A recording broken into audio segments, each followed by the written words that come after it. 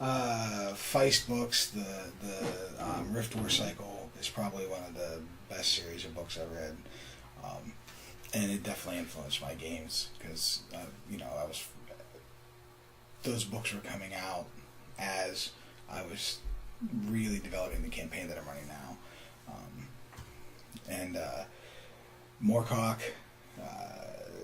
Kirk, the Raven series, which is a small series not a lot of people know about.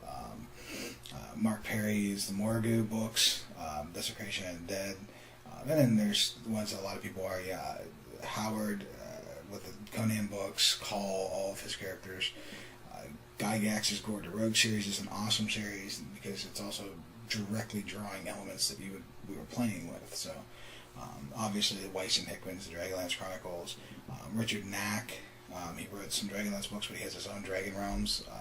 Dennis Schmidt did the Twilight of the Gods series. James Lauder, he did a number of books for TSR, and but has some of his own as well. Douglas Niles' Dark Worker and Moonshade was a huge book that influenced my my campaign. But it also, again, it came out right when I was kind of kicking off my campaign. It was the first book novel published for Forgotten Realms. It was based on the British Isles. I'm a huge Pendragon fan. It's kind of loosely based on Arthurian legends. So then there's just, like I said, a lot of other ones. David Eddings, Ted Williams, Herbert, Tolkien.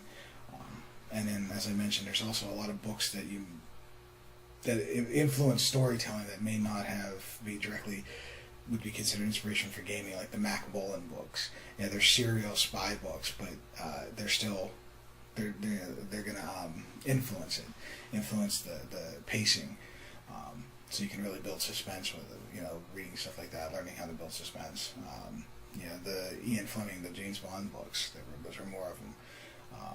I read a lot of war books too, and westerns.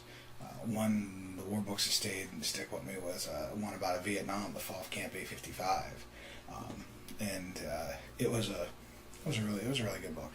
Small, but a good book.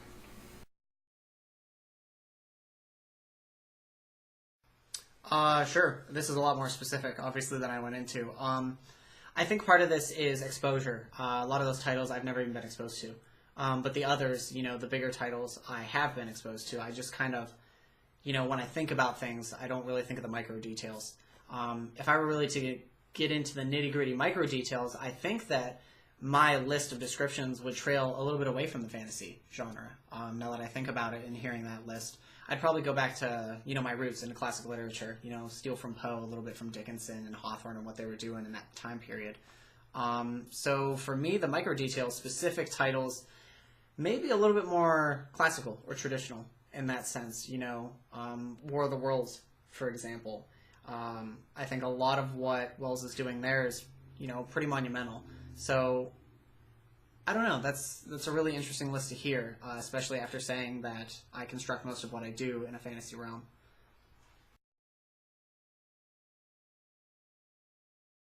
All Dragonlance. Right off the bat, I can tell you that right now. That brings back my high school years and just starting to dabble in these type of things. Conan, for example. A lot of what I draw from is kind of from the comic realm.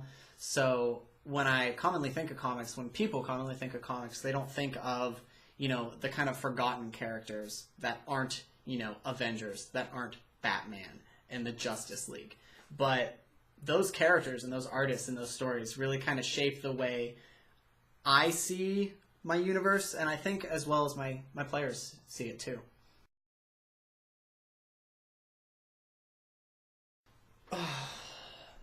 Personally, as a GM, in regards to storytelling, I have to go back to my roots.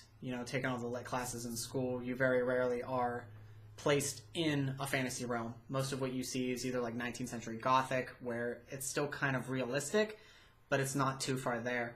In that sense, the only thing I had encountered when I started to GM really was Lord of the Rings. Being a big Tolkien fan, C.S. Lewis as well with Narnia. But now, 7 years later, a lot of what I do is in modern kind of pop culture, young adult style fantasy, where we're starting to see the rules and constructions of the traditional realm being broken and bent. So a lot of what I get my inspiration from is pop culture. It's a little bit more modern. And in this sense, it's odd because I can't go too far. I can't go away from Tolkien. I can't go away completely from C.S. Lewis. That's still there. And especially for my players, a lot of my players have never read The Wizard Heir. They don't even know what that is. They barely have seen the Harry Potter movies.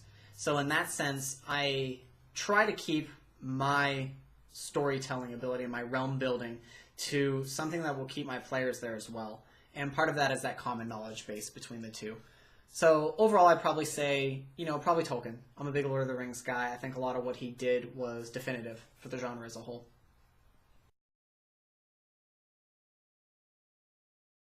The big key is Salvator. I'm a big Salvator guy. I equate him sort of to a younger, more modern Gygax in the sense that he kind of single-handedly constructed the entire Forgotten Realms, as to where Gygax constructed the entire universe in which it could be placed. So for a modern sense, I would say he is the equivalent to my Tolkien.